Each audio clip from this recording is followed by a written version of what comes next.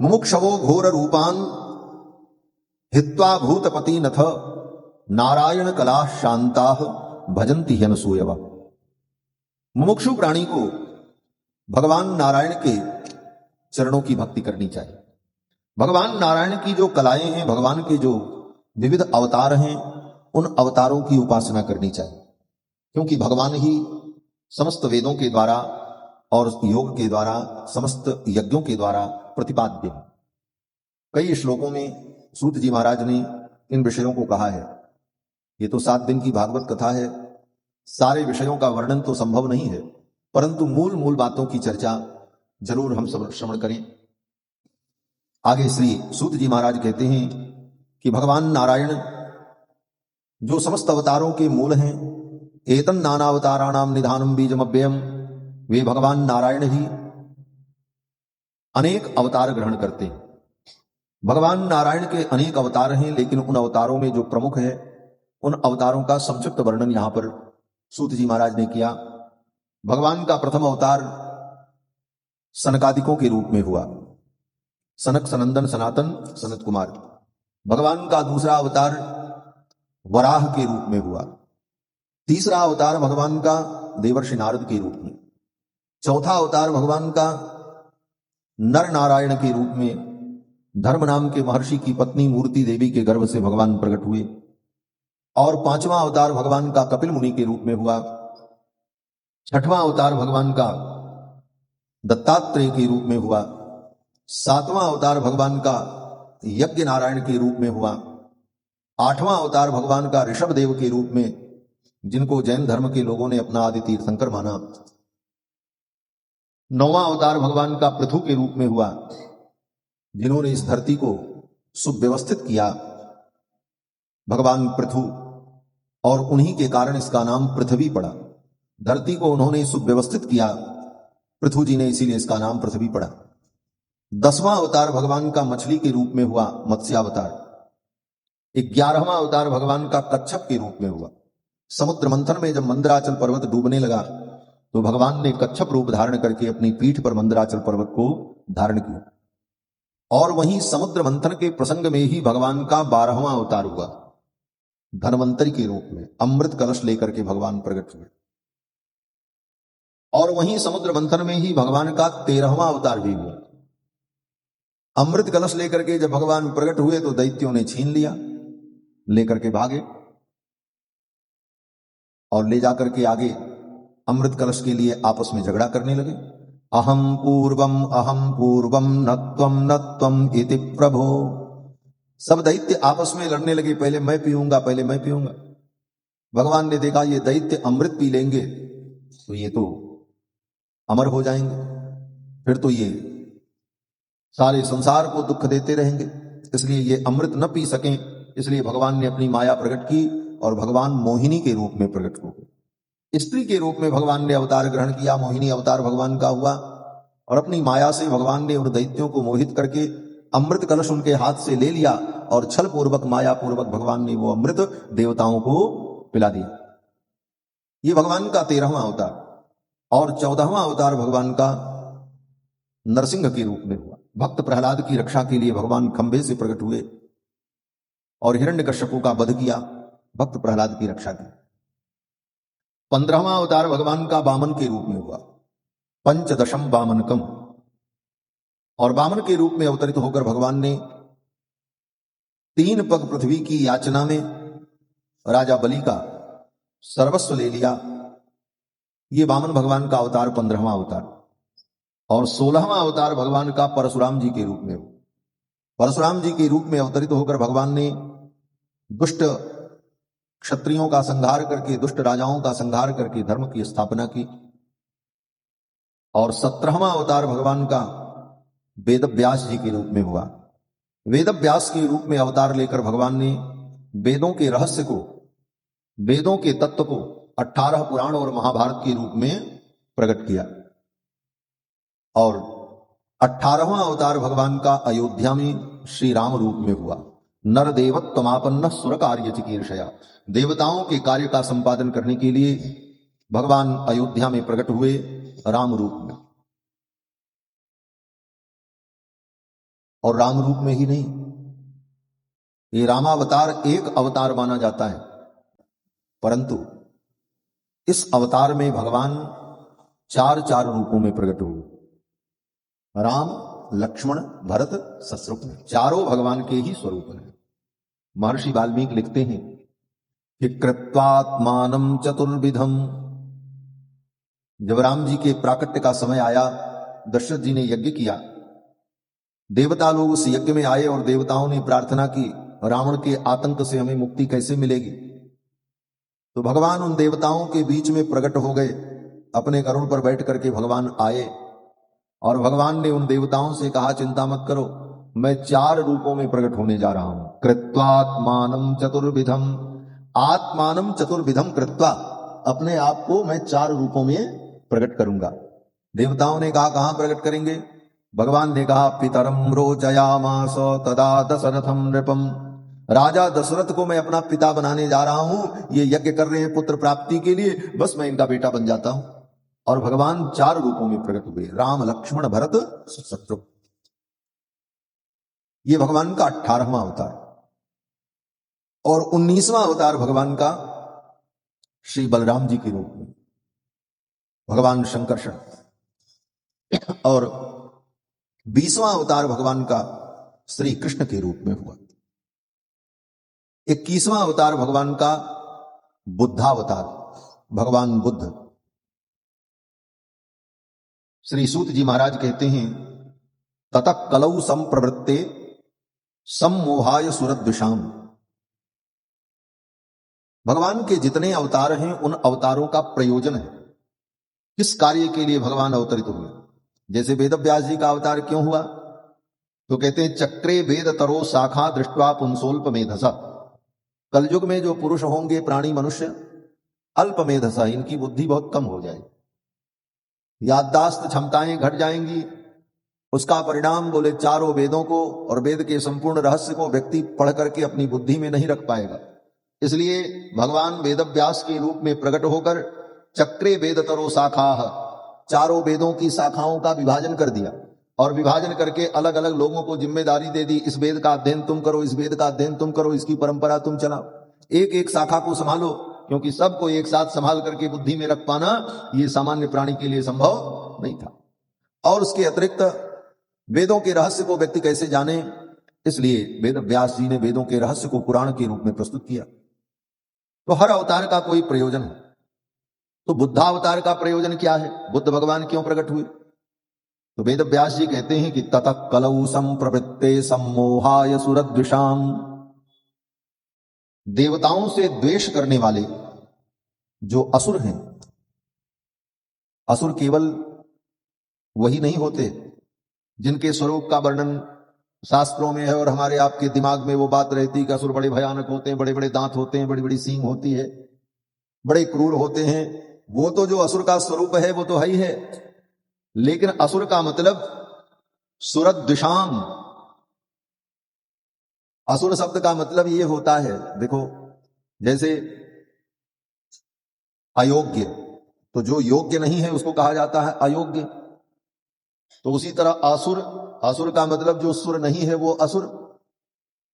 तो फिर संसार के मनुष्य भी तो देवता नहीं है, ये तो असुर नहीं कहलाते। तो असुर का मतलब क्या है? बोले असुर का मतलब होता है सुर। सुर माने देवता, देवताओं से जो द्वेष करता है उसको असुर कहा जाता है। दैवी संस्कृति से जो द्वेष करता है उसको असुर कहा जाता है। तो सुरद्विषाम, देवताओं से, दैवी संस्कृति से और वेदादि धर्म से जो द्वेष करता है वो असुर है। और ऐसे असुर इस संसार में भी, जो प्राणी वेद से द्वेष करते हैं, जो धर्म से द्वेष करते हैं, ऐसे प्राणी, ऐसे मनुष्य क्या हैं? बोले असुर हैं। ऐसे आसुरी मनुष्यों के लिए, ऐसे आसुरी प्रकृति के जो मनुष्य हैं उनको सनातन धर्म से बहिष्कृत करने के लिए भगवान बुद्ध का अवतार हुआ। ततः कलौ संप्रवृत्ते सम्मोहाय सुरद्विषाम। ऐसे आसुरी प्रकृति के जो पुरुष हैं उनको मोह में डालकर वैदिक मार्ग से बहिष्कृत करने के लिए भगवान बुद्ध का अवतार हुआ। क्यों? ले भगवान बुद्ध ने विचार किया, इनकी बुद्धि तो शुद्ध होगी नहीं, इनके अंदर जो द्वेष भाव है वो रहेगा, और अगर ये सनातन धर्म में रहेंगे तो सनातन धर्म को ये दूषित करेंगे। जैसे शरीर में कोई अंग दूषित हो जाए तो बाकी अंग को बचाने के लिए उस अंग को काट करके निकाल दिया जाता है। इसीलिए ऐसे आसुरी प्रकृति के जो प्राणी सनातन धर्म में रहेंगे तो सनातन धर्म में भी दोष उत्पन्न होगा, इसलिए इनको बाहर किया जाए। तो भगवान बुद्ध के रूप में अवतरित होकर भगवान ने ऐसा प्रवचन सुनाया लोगों को। बुद्ध का प्रवचन ऐसा हुआ कि उस प्रवचन को सुन करके जितने आसुरी प्रकृति के प्राणी थे उन्होंने कहा, अरे ये सनातन धर्म तो बेकार है। ऐसा मोह में डाला भगवान बुद्ध ने उनको कि उनको लगा अरे ये सनातन धर्म बेकार है, इन कर्मकांड यज्ञ यागादि का कोई फल नहीं है, ये सब तो पंडितों का कमाने का धंधा है। और ऐसा प्रवचन सुना करके महाराज ज्ञान की बातें कुछ बताकर और कुछ और भी बातें बताकर इस प्रकार से उन प्राणियों को मोहित करके भगवान ने भटका दिया, मोह में डाल दिया, और वे लोग वैदिक मार्ग से विमुख हो गए। ततः कलौ संप्रवृत्ते सम्मोहाय सुरदृशाम बुद्धो नामना जनसुतः कीकटेषु भविष्यति। कीकट देश में बुद्ध भगवान का अवतार हुआ और भगवान बुद्ध ने आसुरी प्रकृति के उन प्राणियों को मोह में डालकर वैदिक मार्ग से विमुख कर दिया, जिससे सनातन धर्म वैदिक मार्ग विशुद्ध बना रहा। आगे भगवान का 22वां अवतार कल्कि के रूप में होगा। कलयुग का जब अंत होने वाला होगा उस समय भगवान कल्कि अवतरित होंगे और कल्कि भगवान पुनः धर्म की स्थापना करेंगे। कलयुग का जब अंतिम समय आ जाएगा तो सभी धर्म कर्म लुप्त हो जाएंगे। अथासौ युग संध्यायाम दस्यु प्रायेषु राजसु, और जितने राजा होंगे ये राजा ही डाकू बन जाएंगे।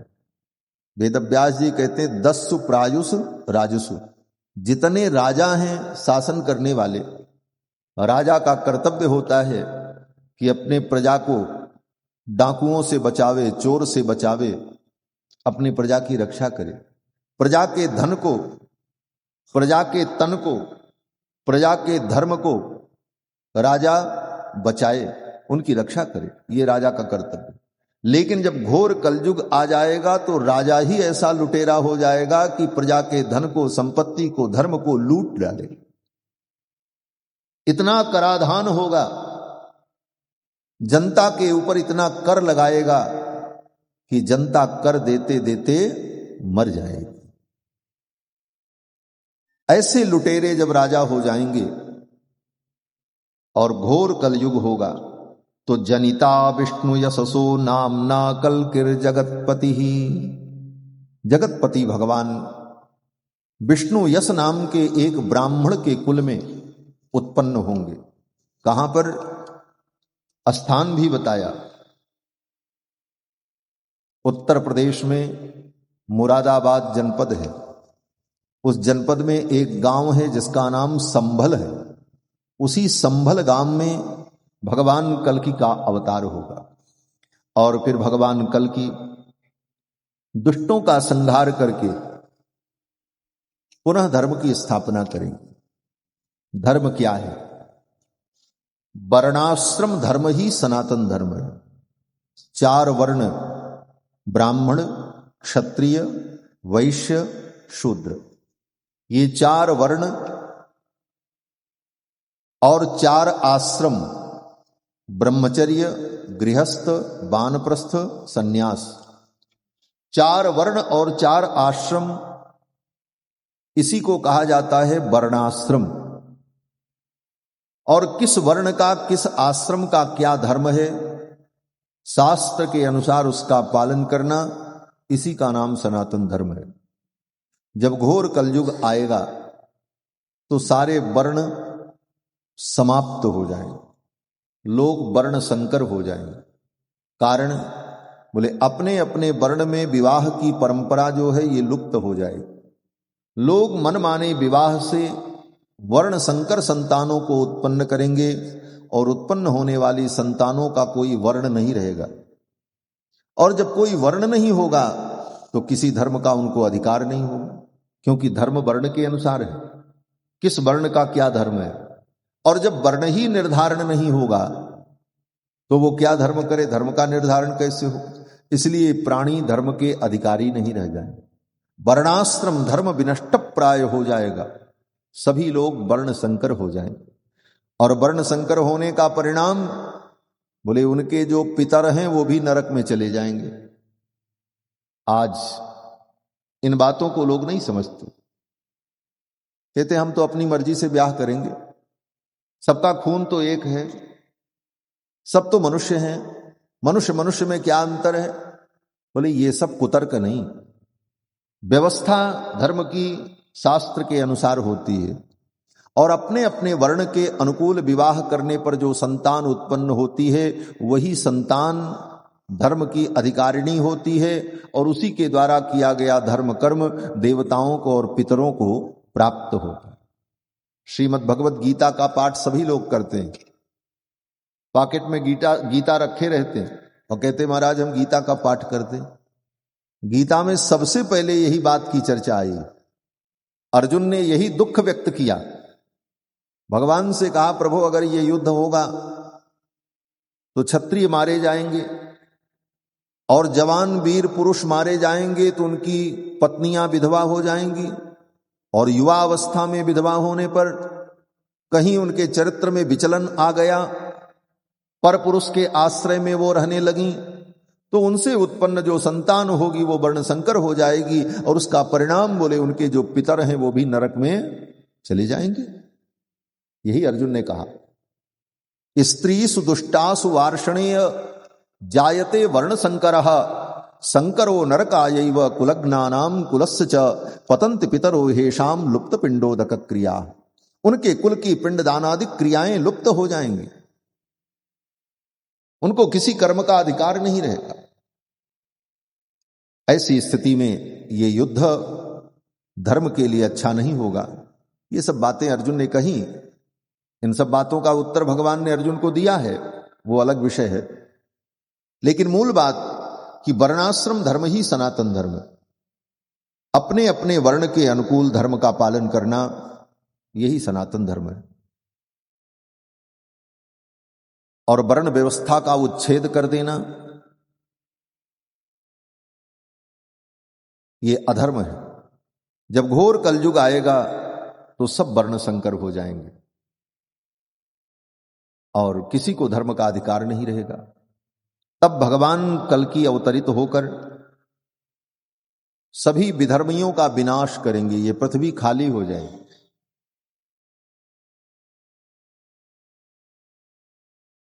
मनुष्यों की संख्या समाप्त प्राय हो जाएगी। फिर मनुष्य कहां से आएंगे?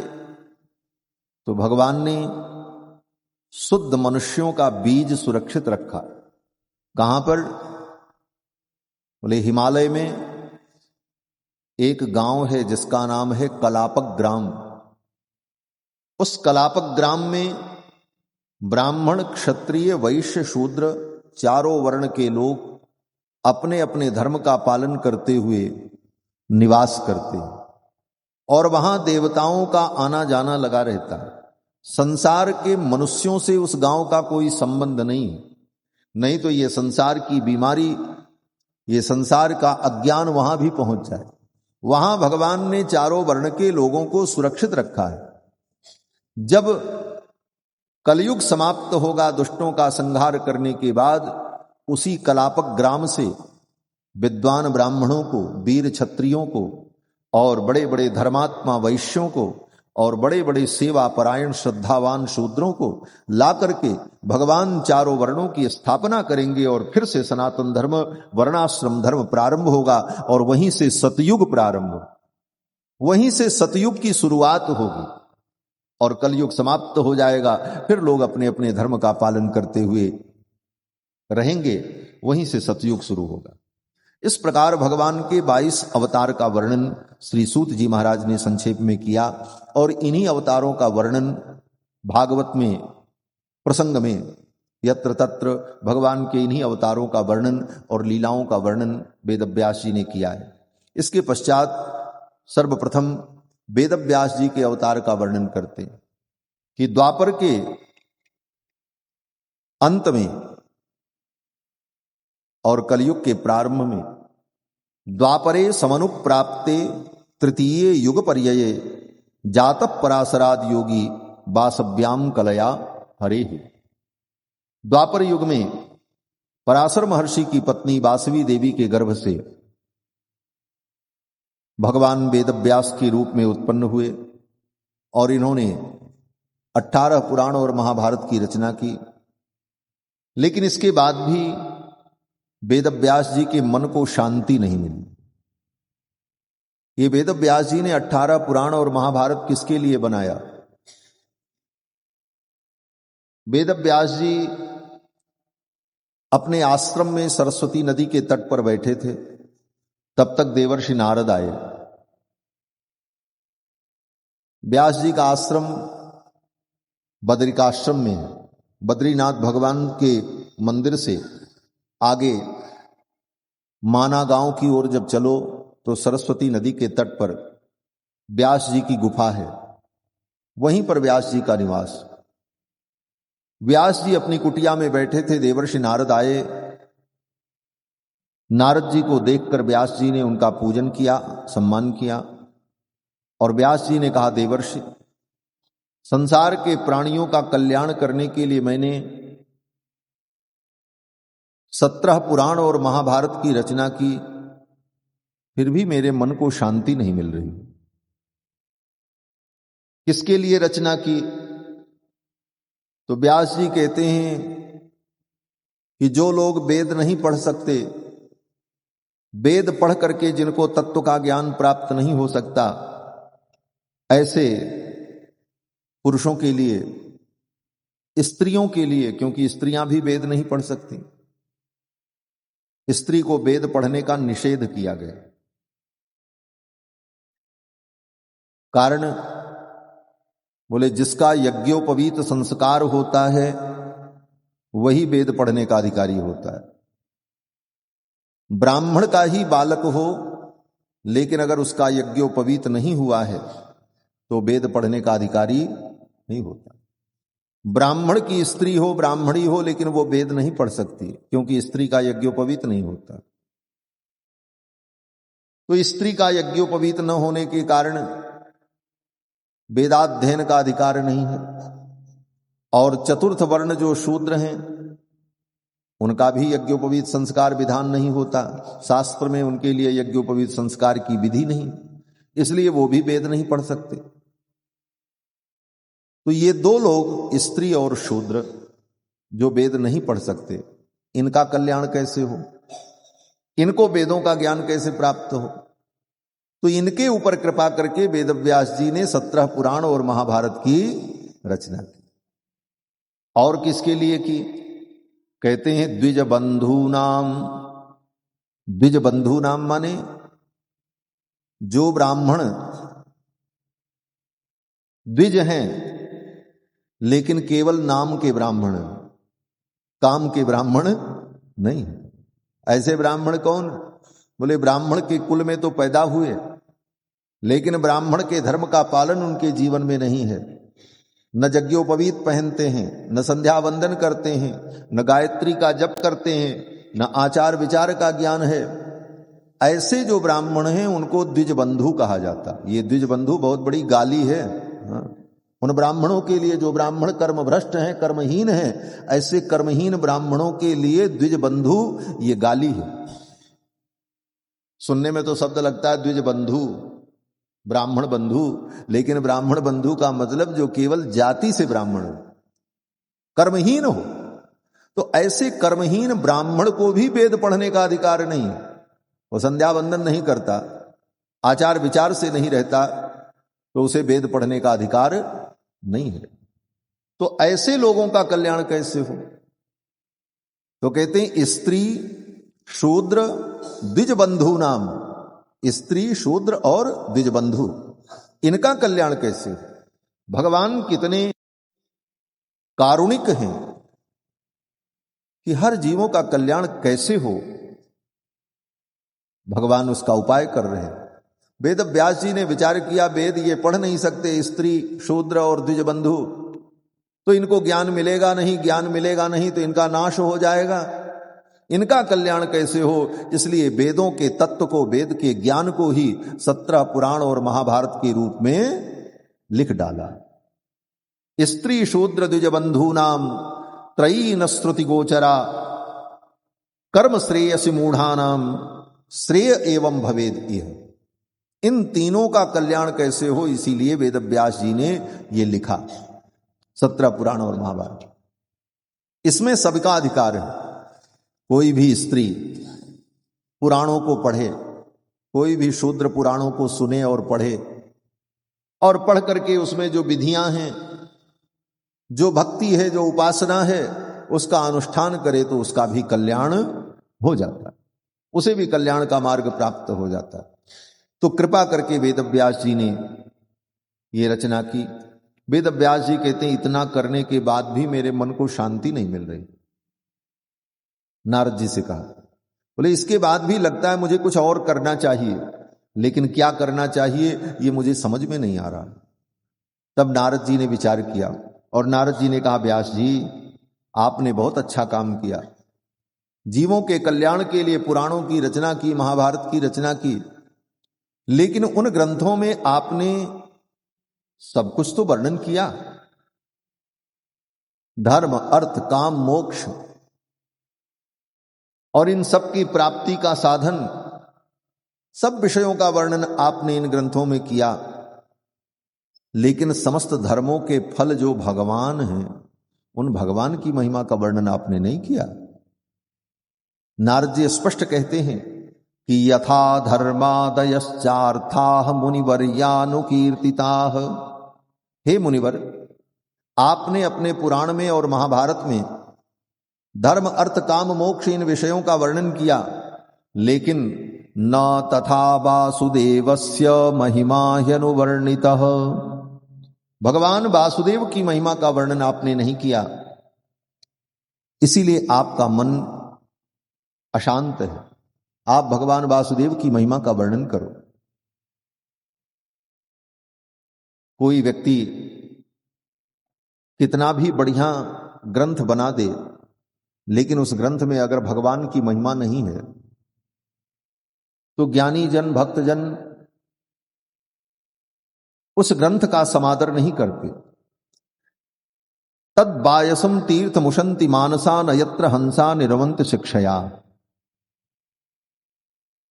जिस ग्रंथ में भगवान की महिमा न हो, वो ग्रंथ बायस तीर्थ के समान होता है, कौए का तीर्थ। कौआ कहां स्नान करता है? कौआ मानसरोवर में स्नान नहीं करता। कौआ तो सड़क के किनारे बरसात का पानी किसी गड्ढे में एकत्रित हो जाए तो उसी गड्ढे में अपने पंख को भिगो करके नहा लेता है। कौआ तो उसी गड्ढे में नहाता है। हंस, बोले हंस मानसरोवर में स्नान करते। तो कौओं का तीर्थ जैसे होता है, उसी प्रकार जिस काव्य में, जिस ग्रंथ में भगवान की महिमा न हो, वो तो कौओं का तीर्थ है, उसमें कौए स्नान करें। लेकिन हंस परमहंस अपनी मति को जिस ग्रंथ में लगावें, ऐसा ग्रंथ आपने कोई नहीं बनाया। आप कृपा करके भगवान की महिमा का वर्णन करने वाले ग्रंथ का निर्माण करो। व्यास जी ने कहा, भगवान की महिमा का वर्णन मैं कैसे कर पाऊंगा? नारद जी ने कहा, समाधिनानुस्मर तद्विचेष्टितम। अपने मन को समाहित करके भगवान का आप ध्यान करोगे तो भगवान की महिमा आपके हृदय में प्रकट हो जाएगी।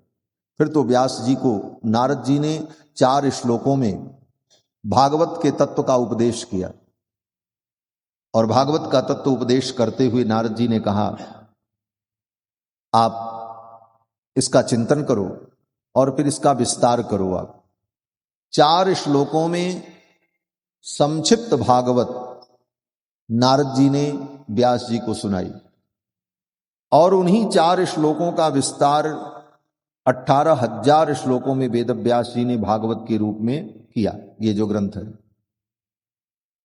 इसी प्रसंग में नारद जी ने व्यास जी को भगवान की कृपा की महिमा बताई। नारद जी ने कहा, व्यास जी आप चिंता मत करो, आपके ऊपर भगवान की कृपा होगी और आपके द्वारा दिव्य ग्रंथ का प्राकट्य होगा, जिस ग्रंथ में बड़े बड़े परमहंस, बड़े बड़े ज्ञानी अपने मन को, चित्त को लगाएंगे। और मुझे देखो, नारद जी ने अपना उदाहरण दिया, मुझे देखो मेरे ऊपर भगवान की कितनी कृपा हुई। क्या कृपा हुई? तो नारद जी अपने पूर्व जन्म का वृत्तांत बताते हैं।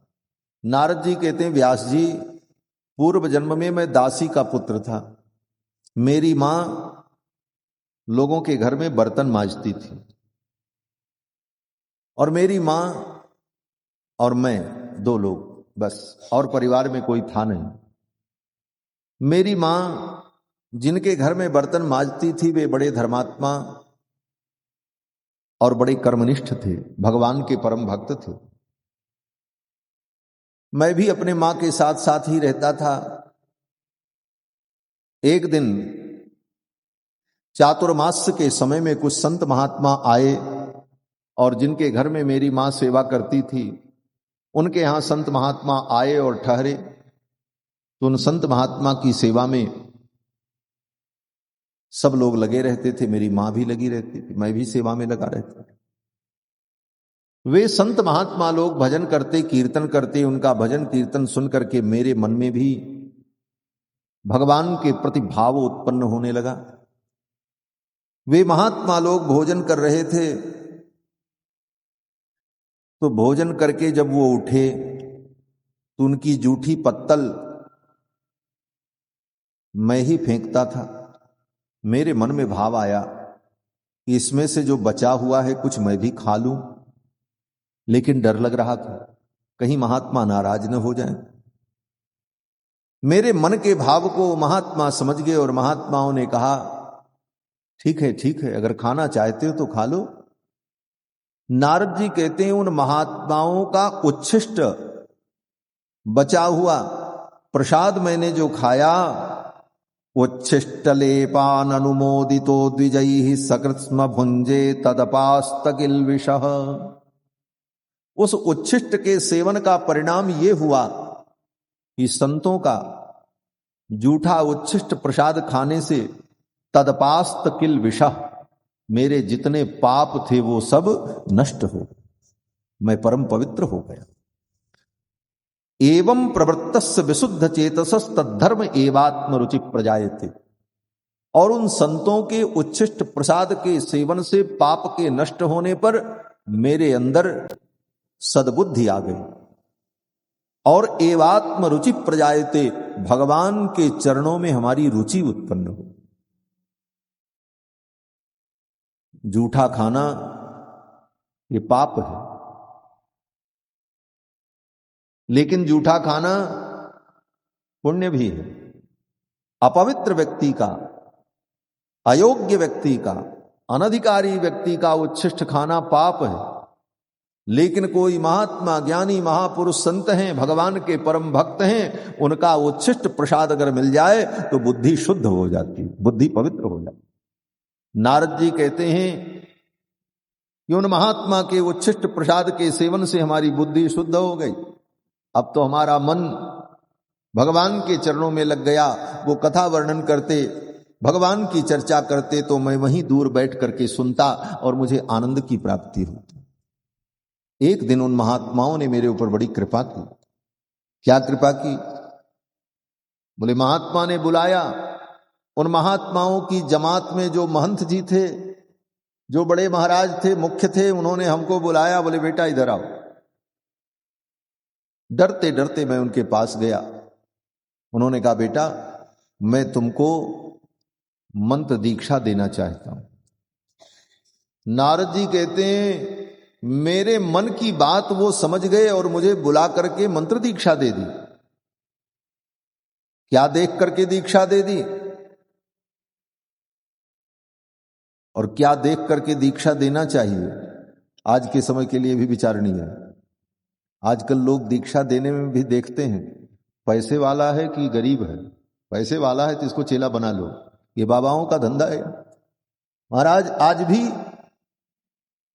कोई बहुत बड़ा पैसे वाला हो तो इसको चेला बना लो, काम आएगा। बोले ये मानक नहीं है। क्या मानक है? नारद जी कहते हैं उन्होंने बुला करके मुझे मंत्र दीक्षा दी, लेकिन क्यों दिया? कहते हैं तस्यैवं मेनुरक्तस्य, मेरा अनुराग था उन महात्माओं के चरणों में, इसलिए बुला करके दीक्षा दी। दूसरी विशेषता बोले प्रसृतस्य, मैं उनके आश्रित था। हतैनसः, मेरे पाप नष्ट हो चुके थे।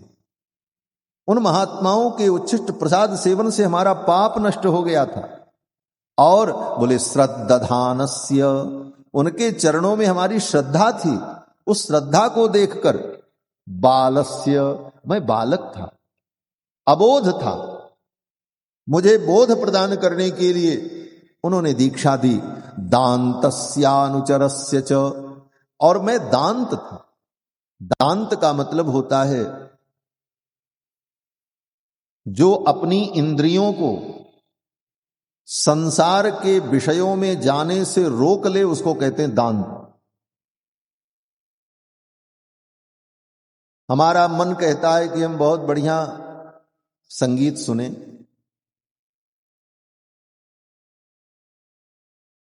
लेकिन हम अपने मन को रोक लें। हमारा मन कहता है अमुक वस्तु खाएं, बड़ी स्वादिष्ट वस्तु है, लेकिन अपने मन पर हमने नियंत्रण कर लिया। तो इंद्रियां जो विषयों की ओर जाना चाहती हैं, उन विषयों की ओर जाने से अपने इंद्रियों को रोक लेना, इसी गुण का नाम है दांत। जो ऐसे गुण से युक्त हो उसे दांत कहते हैं। इसी को कहा जाता है दम। दम माने क्या? बोले दम यही है कि तुम अपनी आंख को, अपने कान को, अपनी नाक को, अपने मुख को, अपनी इंद्रियों को विषयों में जाने से रोक लो तो तुम दमदार व्यक्ति हो। यही दम है। और दम जिसके अंदर हो उसी को कहते हैं दांत। और शम, शम माने बोले मन को विषयों में जाने से रोक ले, उसका नाम है शम। इंद्रियां दो प्रकार की होती हैं, एक बाह्य, एक आभ्यंतर। ये बाहर की इंद्रियां जो हैं ये विषयों में जाती हैं, लेकिन मन के द्वारा भेजी जाती हैं। मन कहता है कि हम ये खाएं तभी तो आप खाएंगे, जीभ को स्वाद तब मिलेगा जब मन कहेगा। तो भीतर की इंद्री पहले काम शुरू करती है, फिर बाहर की इंद्रियां विषयों में जाती हैं। तो मन को हम शांत कर लें, मन जो है सम से युक्त हो जाए तो उसी को कहते हैं शांत। सम माने अपने मन पर नियंत्रण कर लेने का नाम सम है, और अपनी बाहर की इंद्रियों पर नियंत्रण कर लेने का नाम दम है। इसी को कहते हैं शम और दम। मन को नियंत्रित कर लिया, इसका नाम सम, और बाहर की इंद्रियों को नियंत्रित कर लिया, इसका नाम दम। और सम दम से जो युक्त हो उसी को कहते हैं शांत दांत। जिसका मन नियंत्रित हो गया वो शांत रहेगा। इसीलिए लोग कहते बड़े शांति से बैठे हैं। शांत का मतलब केवल चुपचाप बैठना ही नहीं होता। शांत का मतलब हमारा मन कहीं बाहर न जाए, इसका नाम शांति है। तो शांत का मतलब जिसने अपने मन को नियंत्रित कर लिया वो शांत, और जिसने अपनी बाहर की इंद्रियों को विषयों में जाने से नियंत्रित कर लिया वो दांत। नारद जी कहते हैं मैं शांत और दांत था। दांतस्यानुचरस्य च, 5 वर्ष के बालक थे नारद जी।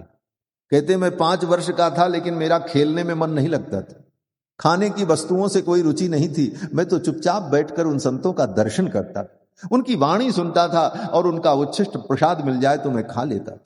मेरे इस स्वभाव को देखकर उन महात्मा ने बुला करके मुझे मंत्रोपदेश कर दिया। बोले ये तो अधिकारी है, इसके अंदर शांति है, इसके अंदर दांति है, इसके अंदर श्रद्धा है, और इसके पाप नष्ट हो चुके हैं। यह सोचकर उन महात्माओं ने मुझे उपदेश दे दिया। क्या मंत्र दिया? बोले नमो भगवते तुभ्यं वासुदेवाय धीमहि प्रद्युम्नाय निरुद्धाय नमः संकर्षणाय च। इसी मंत्र का उपदेश कर दिया। इस मंत्र में भगवान के चतुर्व्यूह का वर्णन है। नमो भगवते तुभ्यम वासुदेवाय, वासुदेव, और फिर प्रद्युम्नाय, अनिरुद्धाय, और नमः संकर्षणाय च, संकर्षण। ये चार भगवान के व्यूह हैं, वासुदेव, संकर्षण, प्रद्युम्न, अनिरुद्ध। और ये चारों व्यूह जब एक साथ अवतार के रूप में आते हैं तो वह अवतार परिपूर्णावतार होता है। इसीलिए परिपूर्णावतार दो अवतार हैं, एक रामावतार और दूसरा कृष्णावतार। रामावतार में ये चारों व्यूह चार भाई के रूप में है, राम, लक्ष्मण, भरत, शत्रुघ्न। राम जी कौन है? बोले वासुदेव। लक्ष्मण कौन है? बोले संकर्षण। भरत जी कौन है? प्रद्युम्न। और शत्रुघ्न जी कौन है? अनिरुद्ध। और यही चारों व्यूह कृष्णावतार में दो भाई के रूप में, और एक बेटे के रूप में, और एक पोते के रूप में। भगवान कृष्ण कौन है? बोले वासुदेव। बलराम जी कौन है? बोले संकर्षण। और भगवान के पुत्र प्रद्युम्न, और प्रद्युम्न के पुत्र अनिरुद्ध। इस प्रकार वासुदेव, संकर्षण, प्रद्युम्न, अनिरुद्ध, ये चतुर्व्यूह द्वापर युग में कृष्णावतार। इसलिए कृष्णावतार और श्री रामावतार परिपूर्णावतार के रूप में भक्तों के द्वारा उपास्य हैं। नारद जी को मंत्र दे दिया और कहा इसी मंत्र का जप करो, ध्यान की विधि बता दी। नारद जी कहते हैं वे महात्मा लोग तो चले गए, मैं मंत्र का जप करने लगा, भगवान का ध्यान करने लगा, खूब आनंद प्राप्त होने लगा। एक दिन बड़ी विचित्र घटना हुई। क्या घटना हुई? बोले रात्रि का समय था, मेरी मां गाय दुहने के लिए गई। एकदा निर्गताम गेहाद दुहंतीम निशिगाम पथि। मेरी मां गाय दुहने के लिए घर से बाहर गई, वर्षा हो रही थी। एक काले रंग का सर्प आया और मेरी मां को काट लिया, मेरी मां की मृत्यु हो गई। नारद जी कहते मैं 5 वर्ष का था और मेरी मां के अतिरिक्त इस दुनिया में मेरा कोई नहीं था। मेरी मां को सांप ने काट लिया, मां मर गई। सर्पो दशत्पदा स्पृष्ट कृपणाम कालनोदितः। सर्प के काटने से मेरी मां की मृत्यु हो गई। मैं 5 वर्ष का था। मां के मर जाने पर मुझे दुख हुआ, लेकिन दुख के साथ साथ मैंने भगवान के अनुग्रह का अनुभव किया। ये बहुत बड़ी बात नारद जी कहते हैं। नारद जी कहते मेरी मां मर गई, मुझे दुख हुआ कि मेरी मां मुझसे बहुत प्रेम करती थी, मेरी मां के अतिरिक्त कोई था नहीं मेरा। मां मर गई, दुख तो हुआ, लेकिन इसको मैंने भगवान का अनुग्रह माना। भगवान ने मेरे ऊपर बहुत बड़ा अनुग्रह किया। अनुग्रहम मन्यमान प्रातिष्ठम दिशमुत्तराम। मेरी मां की मृत्यु हो गई, इसको मैंने भगवान का अनुग्रह माना। भगवान ने मेरे ऊपर अनुग्रह किया। क्यों? बोले मां को तो एक दिन मरना ही था और मां मर गई, अब मैं बंधन से मुक्त हूं। अब मेरे साथ कोई बंधन नहीं है, मैं कहीं भी रह करके भगवान का भजन करूं, भगवान का चिंतन करूं, सारी जिम्मेदारियों से मैं मुक्त हो गया। इसको मैंने भगवान का अनुग्रह माना।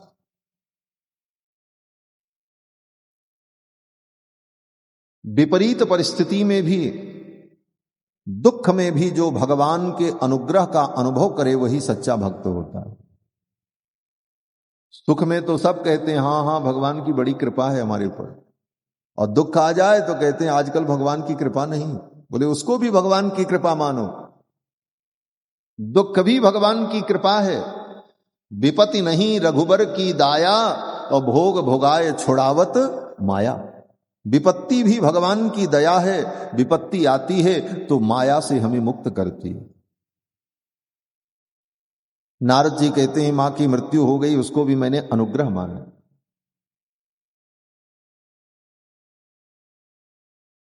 ये बड़ा कठिन है।